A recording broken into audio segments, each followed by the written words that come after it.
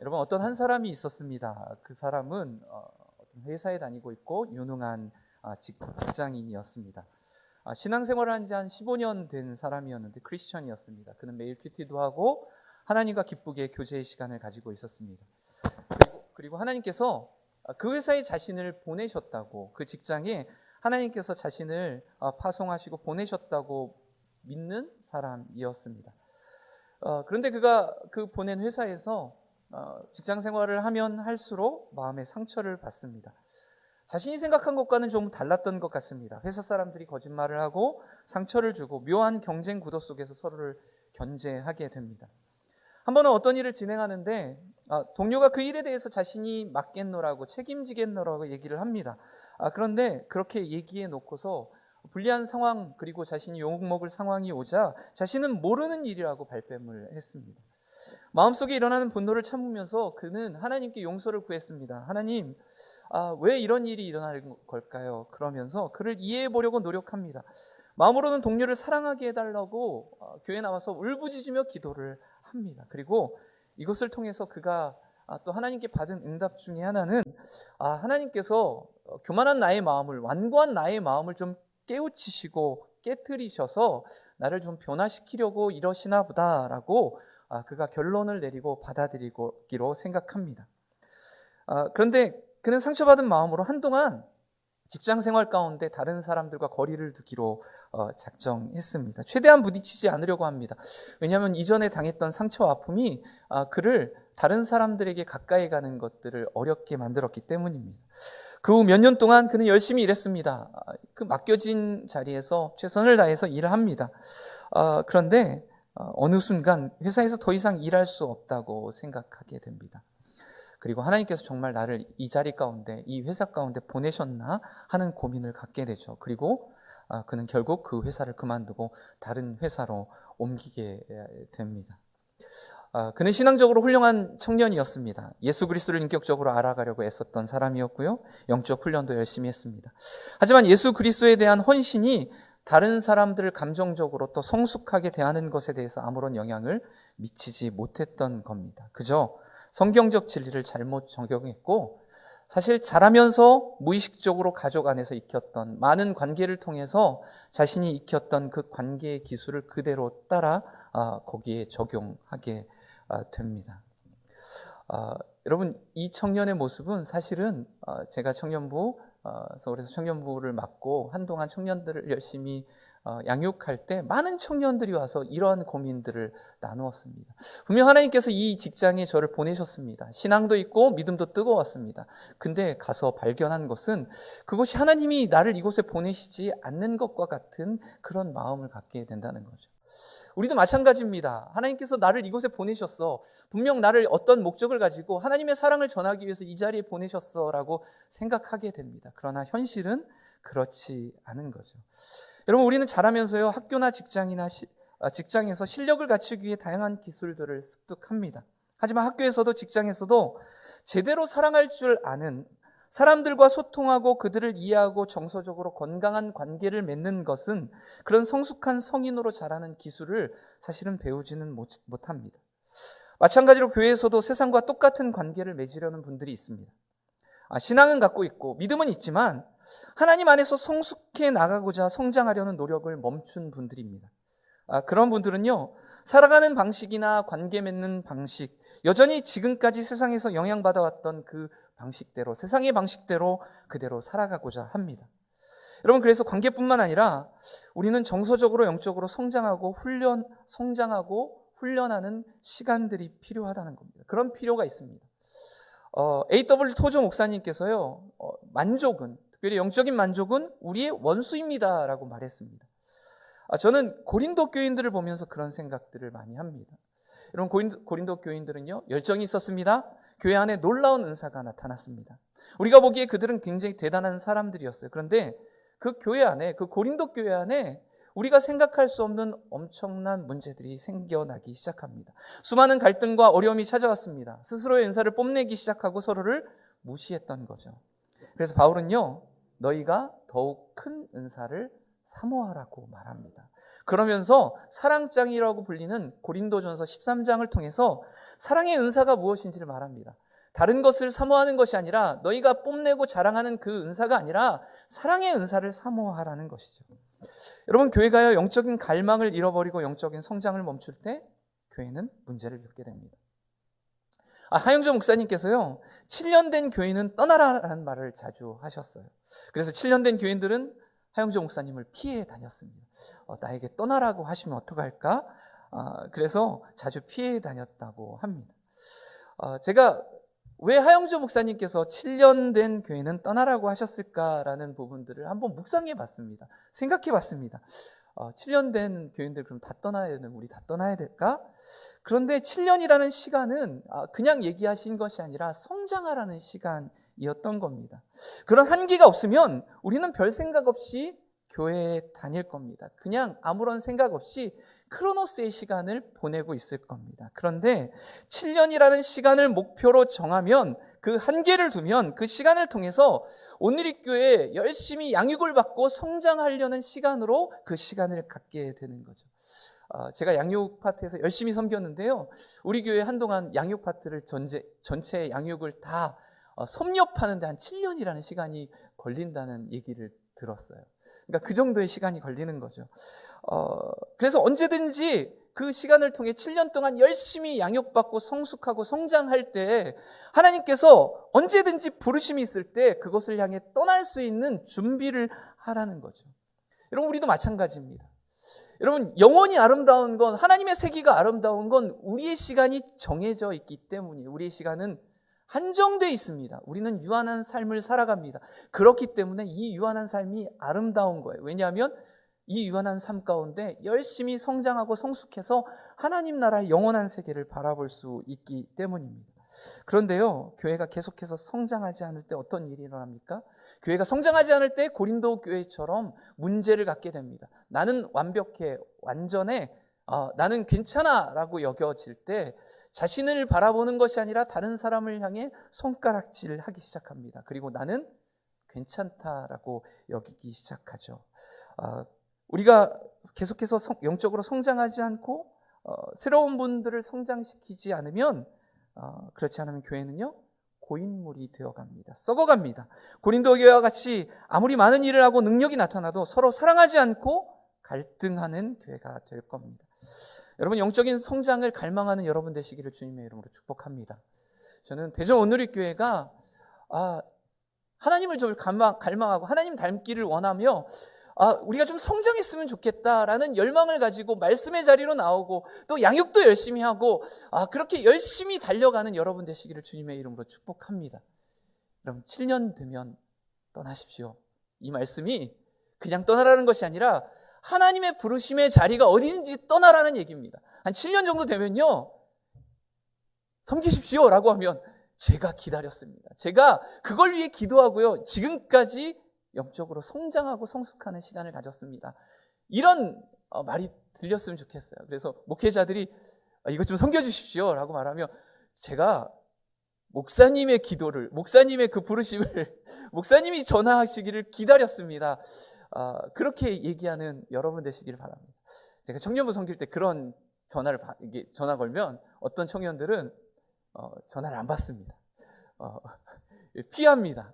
그리고 아차하고 잘못 전화를 받으면 저에게 얘기합니다. 기도해 보겠습니다. 그리고 한동안 연락이 안 되죠. 그런데 어떤 청년은요, 목사님, 제가 목사님의 전화를 기다렸습니다. 제가 그동안 기도했고요, 제가 섬기겠습니다. 저는 여러분들이 그런 성숙한 하나님의 사람이 되기를 주님의 이름으로 축복합니다.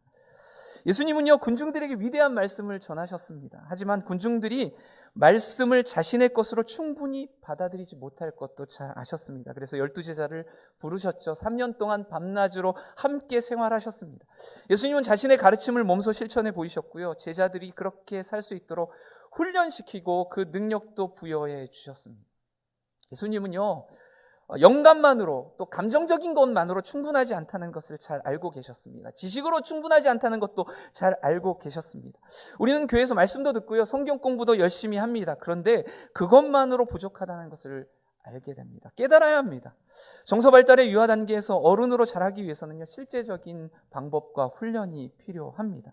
신체적으로 어른이 되는 것은요, 아주 쉽습니다. 그냥 시간이 지나면 우리는 어른이 됩니다. 나이가 들어갑니다. 그런데요, 정서적으로 성인이 되는 건 전혀 다른 문제죠. 많은 사람들이 신체적으로 40이 넘고 50이 넘어도 정서적으로 여전히 갓난아이처럼, 어린아이처럼 청소년 수준에 머물러 있을 경우들이 많이 있습니다. 여러분, 정서적으로 성장하는 것, 믿음의 장성한 분량까지 자라나는 것, 그걸 열망하는 여러분 되시길 바랍니다. 정서적으로 성숙한 그리스도인들은요, 제대로 사랑하는 것이야말로 진정한 영성의 본질이라는 걸 잘 알고 있습니다. 그러려면 하나님과의 관계, 그리고 자신과의 관계, 그리고 다른 사람과의 관계를 잘 맺어야 합니다. 하나님은 우리가 매일 삶 속에서 그분의 임재를 경험하기를 원하십니다. 그리고 동시에 하나님의 임재 안에서 다른 사람들의 존재를 인식하기를 원하시죠. 그렇게 살아가기를 원하십니다. 예수님은요, 하나님 아버지를 깊이 인식하는 묵상 기도를 통해서 다른 사람들에게 주의를 기울이셨습니다. 예수님은 만나는 사람들마다 그들 안에 있는 아름다움을 드러내 보여주셨습니다. 진심으로 그들의 영혼의 소리를 들어주시고요, 관심을 기울여주시고 그들을 긍휼히 여기셨습니다. 이것이 예수님께서 하셨던 가장 핵심적인 사역 중에 하나였어요. 여러분, 오늘 우리가 읽었던 말씀, 요한복음 20장에 있는 말씀은 사실 에필로그로 여겨지는 말씀입니다. 많은 성서학자들이요, 요한복음의 말씀을 1장부터 20장까지라고 봅니다. 20장을 마지막으로 보는 거죠. 요한복음 20장 31절에 보면 오직 이것을 기록하면 너희로 예수께서 하나님의 아들 그리스도이심을 믿게 하려 하며 또 너희로 믿고 그 이름을 힘입어 생명을 얻게 하려 함이니라 라고 요한복음을 기록한 기록의 목적을 명확히 적고 있습니다. 뭐라고요? 오직 이것을 기록하면 너희로 예수께서 하나님의 아들 그리스도이심을 믿게 하려고 한다고 기록하는 거예요. 그리고 믿고 그 이름을 힘입어 생명을 얻게 하는데 목적이 있다고 말합니다. 목적이 이거야 꽝꽝꽝 찍고 이제 20장을 마무리합니다. 그래서요, 요한복음을 20장으로 마지막으로 볼 경우에 요한복음은 사실 수미상관법을 지니고 있는 복음서입니다. 예수님을 하나님으로 고백하는 요한복음 1장으로 시작합니다. 여러분, 요한복음 1장을 읽어보세요. 뭐라고 시작합니까? 예수님을 하나님이시라고 고백하게 되죠. 그리고 요한복음 20장에 보면요, 인간으로서 고백할 수 있는 최고의 고백인 도마가 예수님이 하나님이시라는 고백을 하고 있는 장면이 나옵니다. 우리는 도마하면 의심하는 도마라고 생각하지만 그 도마가요, 예수님을 하나님이라고 고백하고 있어요. 그래서 1장과 20장 수미상관법으로 예수님은 하나님이시다라는 고백을 하게 되죠. 그렇다면 오늘 읽은 21장은 무엇일까요? 오늘 읽은 21장은요, 이제 요한복음 전체 그 믿음의 고백 위에서 세워진 교회에 대한 부분으로 보는 사람들이 있습니다. 그러니까 교회에 대한 내용이죠. 1장부터 20장까지 예수님에 대한, 그리고 예수님을 어떻게 고백하고 예수님이 어떤 분인지 믿음을 고백합니다. 교회는요, 그 믿음 위에 세워진 것입니다. 예수 그리스도가 어떤 분인지에 대한 믿음이죠. 그 믿음으로 세워진 교회에 대한 내용들이 21장에 이어지고 있습니다. 예수님의 부르심을 받은 제자들이요, 교회 공동체를 세워나갑니다. 그런데 교회를 세워나가는 일이 생각만큼 쉽지 않은 거예요. 왜일까요? 우리가 죄인이기 때문입니다. 우리는 사람들이고 죄인이기 때문입니다. 처음 나눈 한 청년의 이야기처럼 신앙도 있고 부르심도 있습니다. 열정도 있습니다. 실제로 공동체를 이루고 교회를 세우는 것, 그리고 사랑하는 것, 쉬운 일인 것처럼 보이지만 사실 쉬운 일이 아닌 거였죠. 실제로 사랑을 행하는 일은 우리가 이상적으로 생각하는 것보다 훨씬 어렵습니다. 많은 분들이 교회를 오면 교회는 이상적이고 사랑이 넘치고 정말 완벽한 인간들이, 완벽한 사람들이 모였을 것이라고 생각하지만 사실은 교회는요, 죄인들의 모임입니다. 여전히 우리는 연약하고 부족하고 상처받았고 그 상처로 다른 이들을 상처 주기도 합니다. 그래서 많은 것들을 포기하게 되고요, 교회 안에서 실망하고 상처받고 또 떠나기도 합니다. 요한복음을 쓴 요한은요, 그것을 누구보다도 잘 알고 있는 사도 중에 하나였습니다. 왜냐하면 다른 제자들은 모두 순교했습니다. 끝까지 순교하지 않고 교회를 지키며 교회를 세워나가는 사명을 받은 것이 누구였을까요? 요한이었습니다. 요한은요, 죽지 않고 끝까지 살아나면서 순교자로서의 삶을 살아가는 것이 요한이었어요. 그래서 교회에 필요한 것이 무엇인지 너무나 잘 알고 있던 것이 바로 요한이었습니다. 어찌 보면 예수님께서 요한을 끝까지 살게 하신 이유는 교회가 어떤 것인지 그 말씀을 전하고 교회를 바로 세워나가기 위해서였을지도 모르겠습니다. 사랑을 실천하려면 그리스도 안에서 정서적으로 성숙한 어른이 되어야 한다는 것 요한은 누구보다도 잘 알고 있었습니다. 왜요? 그가 바로 그렇게 성숙해 나갔기 때문입니다. 요한은 어떤 사람이었을까요? 요한은 사랑의 사도라고 불리지만 사실 요한은요, 울의 아들이었습니다. 예수님께서 그를 울의 아들이라고 부르는 거예요. 성급하고 공격적이고 참을성이 없고 야만까지 컸던 인물이 바로 요한이라는 사람이었습니다. 그런데 그가 예수님 안에 머물고 그 사랑 안에 머물게 되므로 사랑의 사도로 변화되었어요. 그가 경험한 거예요. 그가 예수님 안에 머물고 예수님 안에 그 교회를 지키고 세워나가면서 무엇이 필요하다는 것을 가장 잘 알게 되었고 그가 사랑의 사도로 우리의 아들이 아닌 사랑의 사람으로 변화되었다는 겁니다. 여러분 베드로는요, 오늘 말씀에서 베드로는 예수님이 맡기신 사람을 낚는 업으로서 이제 교회를 세우는 것이 얼마나 어려운지 알게 되었습니다. 그는 하나님을 사랑하는 것과 이웃을 사랑하는 것이 얼마나 어려운지 알게 되었어요. 여러분 우리가 신앙생활을 하면 할수록 느끼는 한계는 하나님을 사랑하는 것과 사람을 사랑하는 것의 불균형입니다. 하나님을 향한 사랑은 잘하고 있는 것처럼 보이는데 이웃을 향한 사랑은 잘하지 않는 것처럼 보이는 겁니다. 그래서 이 둘을 분리하는 경향이 있죠. 마치 1세기의 고린도 교회와 같이 그들에게 사랑하는 것과 하나님을 사랑하는 것과 이웃을 사랑하는 것을 분리한 것처럼 열정도 있고 똑똑했고 하나님을 누구보다 사랑하고 헌신한 것처럼 보였지만 그래서 산을 옮길 만한 믿음이 있다고 가난한 사람들을 구제할 수도 있고 많은 은사를 받았다고 자랑했지만 그들은 서로를 사랑하지 않았던 겁니다. 하나님을 사랑하는 것과 이웃을 사랑하는 것을 연결시키지 않았어요. 이런 교회를 향해서 사도 바울은 사랑이 없으면 아무것도 아닙니다. 우리는 꽹과리와 같고 여러분은 아무것도 아닙니다. 그래서 예수님께서는 그리스도인의 영성의 핵심이 잘 사랑하는 것이라고 말씀하고 있는 거예요. 베드로는 자신의 실패와 한계를 느끼고 다른 제자들에게 말합니다. 나는 그냥 물고기나 잡으러 가겠다라고 말하죠. 하나님께서 우리를 가정과 직장과 교회로 부르셨는데 그것은 여전히 내가 생각한 이상적인 곳이 아니라 현실적으로 하나님의 사랑을 실천하는 것이 어려울 때 우리는 하나님을 사랑하는 것 그리고 이웃을 사랑하는 것을 분리시켜 버립니다. 부르심을 잃어버리고요. 그냥 직장은 하나님이 보내신 곳, 주님의 사랑을 나누는 것이 아니라 그냥 돈 버는 것으로 전락해 버립니다. 그리고 나와 너의 관계가 아니라 나와 그곳의 관계로 관계를 바꾸죠. 이용합니다. 그냥 이용하고 감정적인 것들을 차단합니다. 내가 상처받지 않기 위해서. 나와 너의 관계가 아니라 나와 그것의 관계로 이용의 관계로 우리 바라보게 되죠. 그때 예수님께서 베드로에게 다시 찾아오셔서 그를 위로하십니다. 그를 채우시고 먹여주십니다. 그리고 이렇게 물으시죠. 요한의 아들 시몬아, 내가 이 사람들보다 나를 더 사랑하느냐?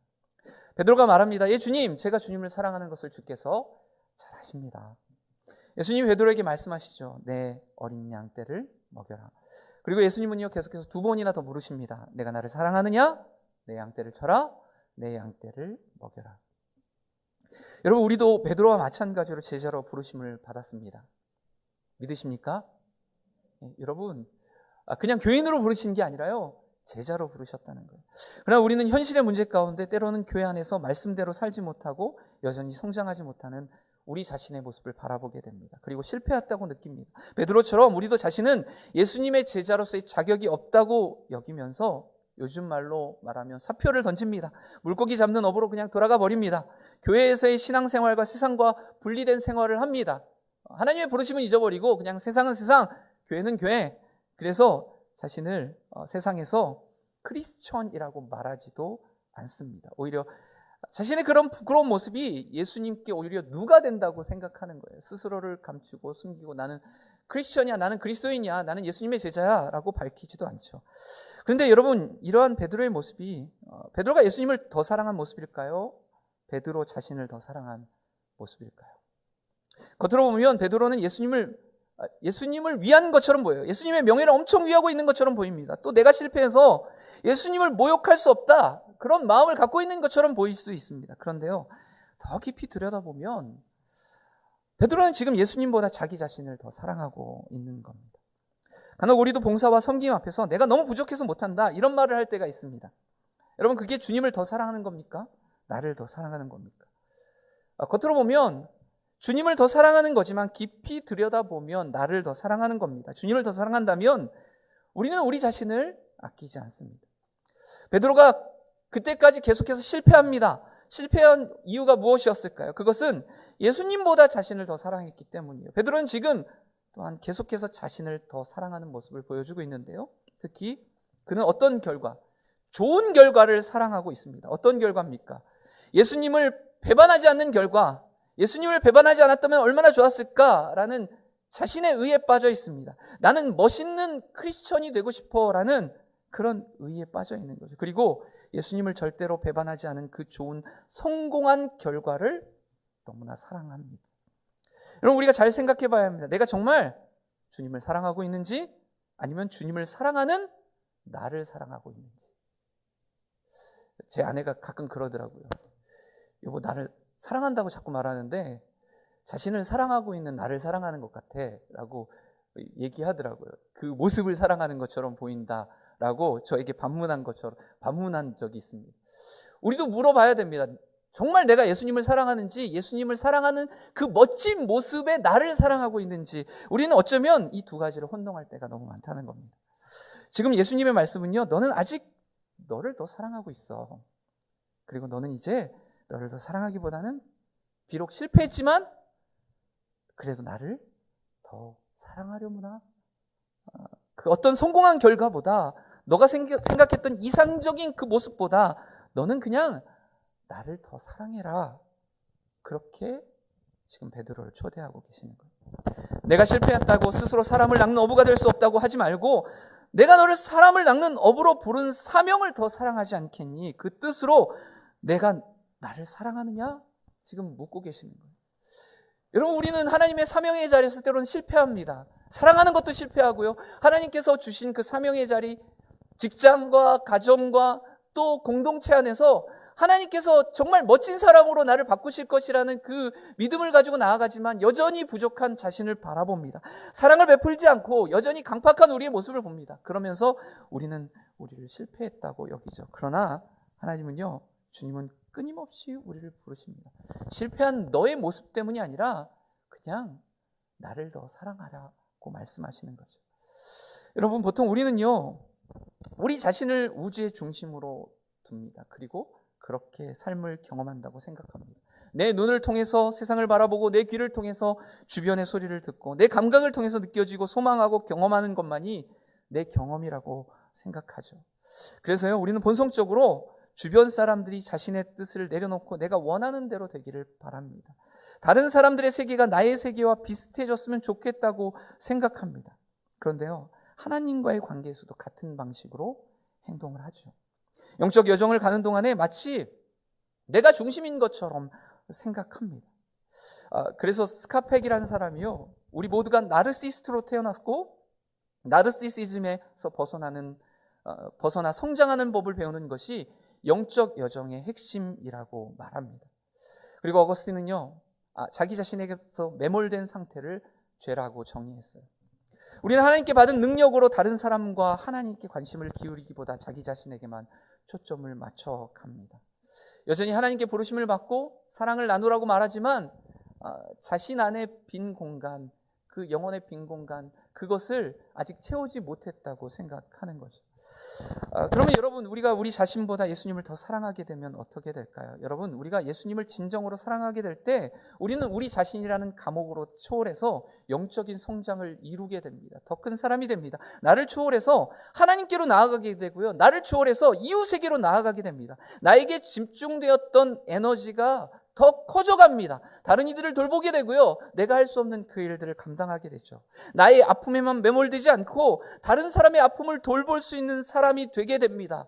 나의 문제만 기도하는 것이 아니라 상대방 그리고 주변에 있는 사람들을 위해 기도할 수 있는 기도의 지경이 넓어지는 사람이 되게 되죠. 그래서 열방을 향해 기도하고 선교할 수 있는 사람이 되는 거죠. 영적으로 성장하는 그 최고봉의 상태가 바로 이러한 상태라고 할 수 있습니다. 18절에 있는 말씀 함께 나누겠습니다. 18절 말씀입니다. 시작.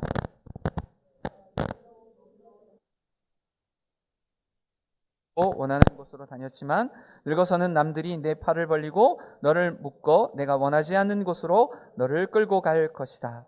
우리는 예수님보다 우리 자신을 더 사랑할 때 내가 원하는 곳으로 가려고 했을 겁니다. 내가 원하는 일만 하려고 했을 겁니다. 그러나 나 자신보다 예수님을 더 사랑하게 되면 나는 원하지 않는 곳을 갈 수 있게 되는 거죠. 나는 내가 하고 싶지 않은 그 일도 할 수 있게 됩니다.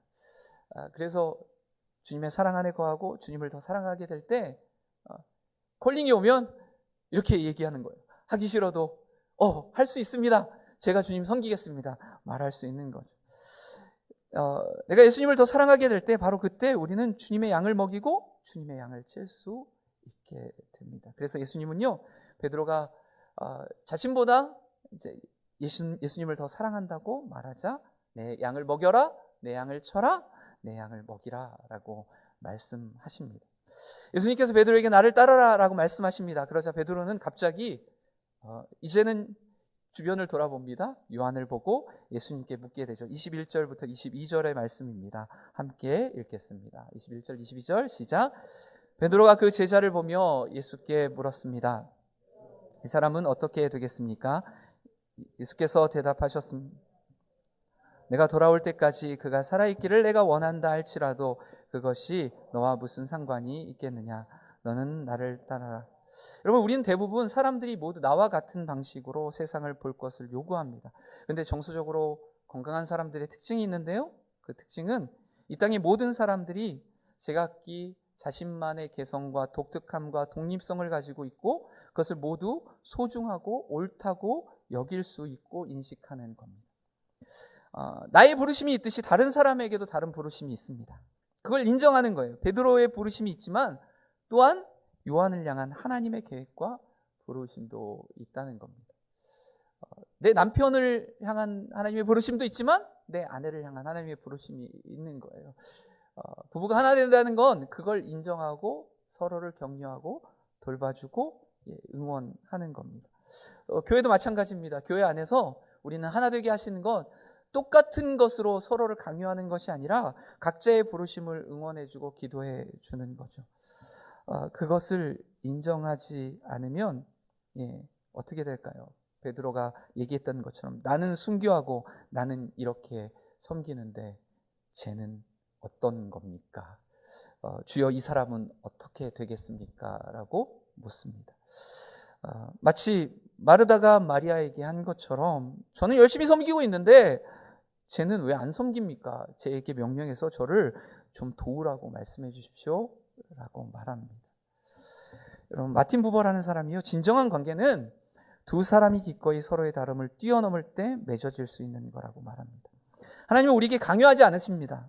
우리를 기다려주시고 우리가 하나님을 사랑하기를, 하나님을 선택하기를 바라십니다. 하나님께서 우리에게 자유의지를 주신 것은요, 우리와 관계 맺기 위해서요. 우리와 사랑의 관계를 나누기 위해서입니다.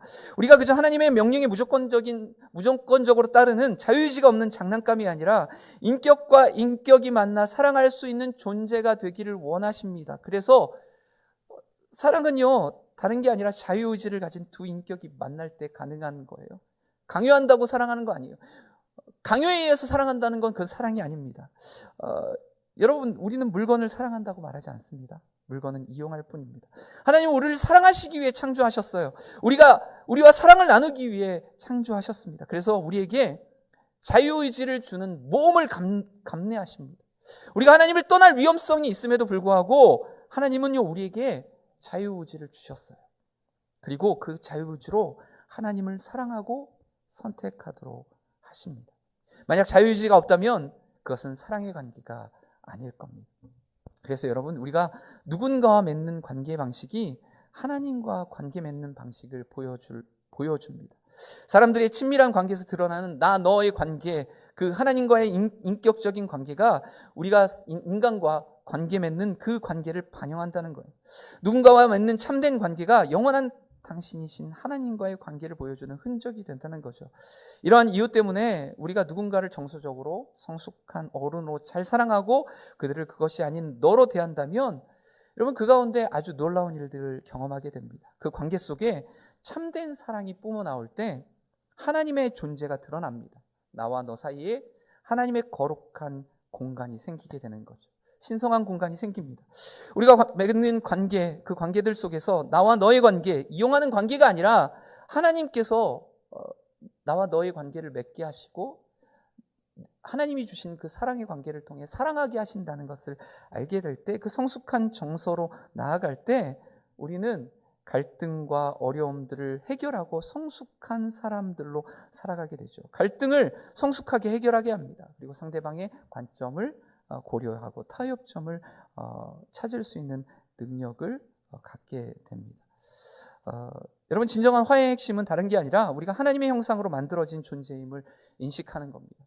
한 사람 한 사람을 하나님의 형상으로 인정해 주는 거예요.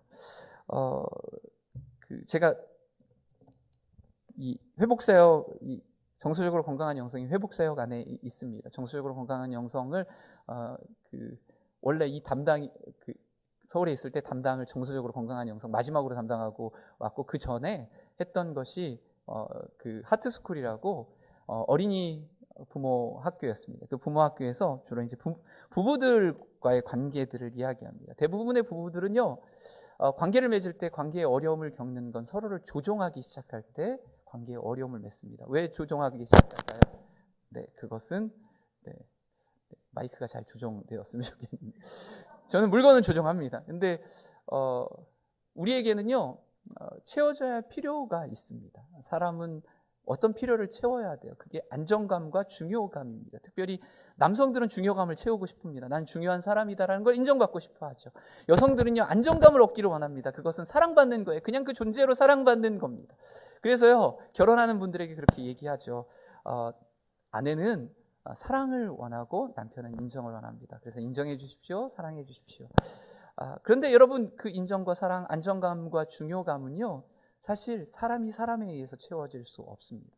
파스칼이 이야기하기를 하나님은 우리를 창조하실 때 영혼의 빈 공간, 하나님으로만 채워질 수 있는 영혼의 빈 공간을 만들어 놓으셨다는 거예요. 우리가 그 영혼의 빈 공간, 하나님으로 인해 채울 수 있는 그 영혼의 빈 공간에 다른 것으로 채우기 시작할 때 우리는 중독 현상이 발생하게 됩니다. 끊임없이 다른 것으로 채우려고 하죠. 관계의 중독이 일어납니다. 그리고 안 될 때는 누군가를 조종하기 시작합니다. 그리고 여러 가지 문제들을 겪게 되죠. 근데 진리의 평균대 위에 설 때 우리는 사람과 사람과의 갈등의 문제를 잘 해결할 수 있습니다. 그 진리의 평균대가 뭘까요? 하나님께서 우리를 사랑하셨다는 겁니다. 하나님께서 우리를 사랑하시고 그래서 우리는 그 사랑 안에 안정감을 누리고 중요감을 획득했다는 거예요. 우리가 어떤 사람을 대할 때, 그 갈등의 문제를 대할 때 때로는 우리의 마음이 힘들어질 때가 있습니다. 어떻게 대해야 될지, 때로는 우리의 감정을 억누르고 싶을 때가 있습니다. 그냥 크리스천이니까 말하지 말자, 억누르자라고 생각합니다. 때로는 그냥 모든 걸 다 쏟아내도 돼라고 생각합니다. 근데 진리의 평균대 위에 서서 하나님이 나를 사랑하시고 나의 삶을 인도하시고 보호해 주신다는 그 진리의 평균대 위에 설 때 우리가 어떻게 반응할 수 있을까요? 무조건적으로 쏟아내지도 않고 묻어두지도 않습니다. 하나님의 마음으로 잘 판별하고 분별하여서 우리가 이미 채워진 존재로서 무엇을 쏟아내고 이야기하고 또 갈등을 해결해야 할지 알게 되는 거죠. 때로는 크리스천들은요 이렇게 생각합니다. 갈등을 해결하는데 서툽니다. 그냥 화평하는 것, 묻어두는 것, 얘기하지 않는 것, 그러면 시간이 지나면 해결될 거라고 생각합니다. 그런데 그것은 거짓 평화입니다. 대립하는 것이 두려워서 갈등을 무시하고 사람들의 기분을 맞추는 것, 그것은 화평케 하는 저와는 거리가 멀다고 얘기합니다. 잘못된 것을 괜찮은 것처럼 꾸미면서 절대로 평화를 이룰 수 없습니다. 정말로 화평케 하는 자는 하나님과 다른 사람들 그리고 자기 자신을 사랑해서 거짓된 평화를 모색하지 않습니다.